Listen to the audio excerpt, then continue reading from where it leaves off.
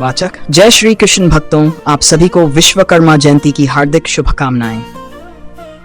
आज हम आपको सुनाने जा रहे हैं भगवान विश्वकर्मा की दिव्य कथा।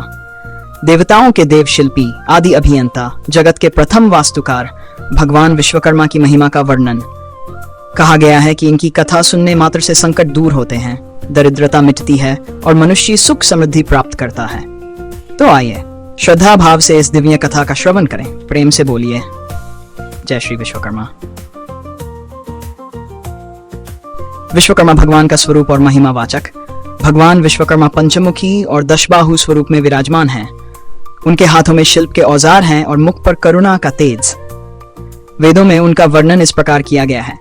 विश्व कृत्यस्म व्यापारो वायस, अर्थात जिसकी सम्यक सृष्टि ही व्यापार है, वही विश्वकर्मा है। भगवान विश्वकर्मा ने स्वर्ग लोक, लंका, द्वारका और हस्तिनापुर का निर्माण किया। उन्होंने पुष्पक विमान, देवों के भवन, यमपुरी, इंद्रपुरी और कुमपुरी तक की रचना की। इसलिए उन्हें सृष्टि का प्रथम इंजीनियर और अद्वितीय शिल्पकार कहा गया। विष्णु लक्ष्मी संवाद वाचक। एक बार लक्ष्मी जी ने क्षीरसागर में भगवान विष्णु से प्रश्न किया, हे नाथ, आपके अनंत रूपों में कौन सा रूप सर्वोत्तम है? भगवान विष्णु ने उत्तर दिया, हे प्रिय, जब मैं संपूर्ण सृष्टि को उत्पन्न करता हूँ तब मैं विश्वकर्मा रूप धारण करता हूँ। मेरे इस रूप का स्मरण मात्र मनुष्य को पाप से मुक्त कर देता है। ये वही रूप है जिसे ब्रह्मा को वेदों का उपदेश मिला और शिल्प विद्या। जय श्री कृष्ण भक्तों, आप सभी को विश्वकर्मा जयंती की हार्दिक शुभकामनाएं। आज हम आपको सुनाने जा रहे हैं भगवान विश्वकर्मा की दिव्य कथा। देवताओं के देव शिल्पी, आदि अभियंता, जगत के प्रथम वास्तुकार भगवान विश्वकर्मा की महिमा का वर्णन। कहा गया है कि इनकी कथा सुनने मात्र से संकट दूर होते हैं, दरिद्रता मिटती है और मनुष्य सुख समृद्धि प्राप्त करता है। तो आइए श्रद्धा भाव से इस दिव्य कथा का श्रवण करें। प्रेम से बोलिए जय विश्वकर्मा। विश्वकर्मा भगवान का स्वरूप और महिमा वाचक। भगवान विश्वकर्मा पंचमुखी और दशबाहु स्वरूप में विराजमान हैं। उनके हाथों में शिल्प के औजार हैं और मुख पर करुणा का तेज। वेदों में उनका वर्णन इस प्रकार किया गया है। विश्व कृत्यस्म व्यापारो वायस, अर्थात जिसकी सम्यक सृष्टि ही व्यापार है, वही विश्वकर्मा है। भगवान विश्वकर्मा ने स्वर्गलोक, लंका, द्वारका और हस्तिनापुर का निर्माण किया। उन्होंने पुष्पक विमान, देवों के भवन, यमपुरी, इंद्रपुरी और कुमपुरी तक की रचना की। इसलिए उन्हें सृष्टि का प्रथम इंजीनियर और अद्वितीय शिल्पकार कहा गया। विष्णु लक्ष्मी संवाद वाचक। एक बार लक्ष्मी जी ने क्षीरसागर में भगवान विष्णु से प्रश्न किया, हे नाथ, आपके अनंत रूपों में कौन सा रूप सर्वोत्तम है? भगवान विष्णु ने उत्तर दिया, हे प्रिय, जब मैं संपूर्ण सृष्टि को उत्पन्न करता हूं तब मैं विश्वकर्मा रूप धारण करता हूं। मेरे इस रूप का स्मरण मात्र मनुष्य को पाप से मुक्त कर देता है। यह वही रूप है जिससे ब्रह्मा को वेदों का उपदेश मिला और शिल्प विद्या प्रकट हुई। इस प्रकार स्वयं भगवान विष्णु ने विश्वकर्मा रूप को श्रेष्ठ बताया। अंगिरा ऋषि की कथा वाचक। हिमालय के समीप गंगा तट पर अंगिरा नाम के एक ऋषि तप कर रहे थे। वर्षा में बिना आश्रय, शीतकाल में ठंडे जल में और ग्रीष्म में धूप में बैठकर वे तपस्या करते, परंतु उनका मन शांति नहीं पा रहा था।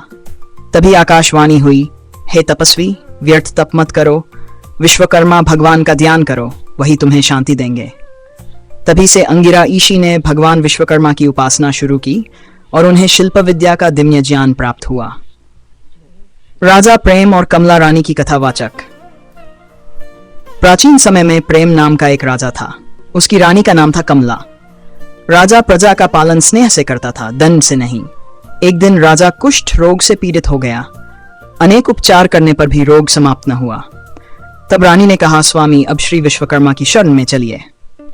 राजा ने विश्वकर्मा जी का व्रत और पूजन शुरू किया। व्रत का प्रभाव इतना अद्भुत था कि उसका रोग धीरे धीरे मिट गया और जीवन में सुख शांति लौट आई। रतक और उसकी पत्नी की कथा। दरिद्रता और संतान की प्राप्ति वाचक।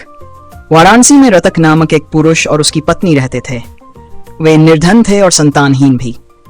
भटकते भटकते वे नकली साधुओं के चक्कर में पड़ गए, परंतु कहीं सुख न मिला। एक दिन एक विद्वान ब्राह्मण ने कहा, हे रतक, व्यर्थ उपाय मत करो, केवल भगवान विश्वकर्मा की शरण लो।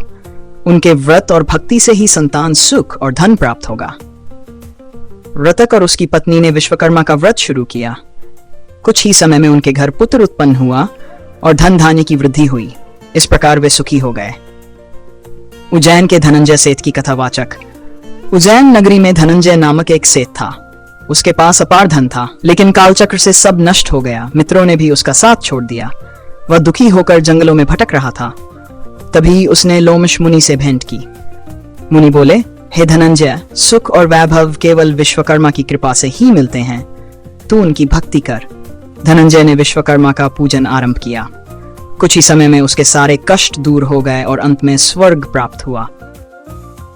मृतवत्सा शांति की कथावाचक। रथल्प नगरी में दनत नाम का राजा था। उसके 11 पुत्र जन्म लेते ही मर जाते थे। रानी शोक से व्याकुल रहती थी।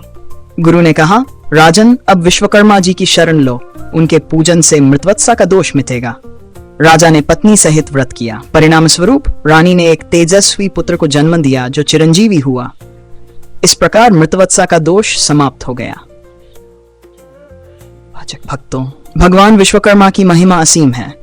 उनके पूजन से दरिद्रता मिटती है, रोग दूर होते हैं, संतान सुख मिलता है और जीवन में आनंद आता है। इसलिए प्रत्येक भक्त को इस दिन श्रद्धा और भक्ति से भगवान विश्वकर्मा का पूजन करना चाहिए। प्रेम से बोलिए, जय श्री विश्वकर्मा, जय श्री हरि विष्णु। वाचक दोस्तों, आपको यह कथा कैसी लगी? कृपया कमेंट करके जरूर बताइए और कमेंट बॉक्स में लिखना ना भूलें। जय श्री विश्वकर्मा। अगर वीडियो पसंद आया हो तो लाइक करें, अपने मित्रों के साथ शेयर करें और चैनल को सब्सक्राइब करें। फिर मिलते हैं एक और रोचक और आध्यात्मिक कथा के साथ। धन्यवाद। जय श्री कृष्ण। जय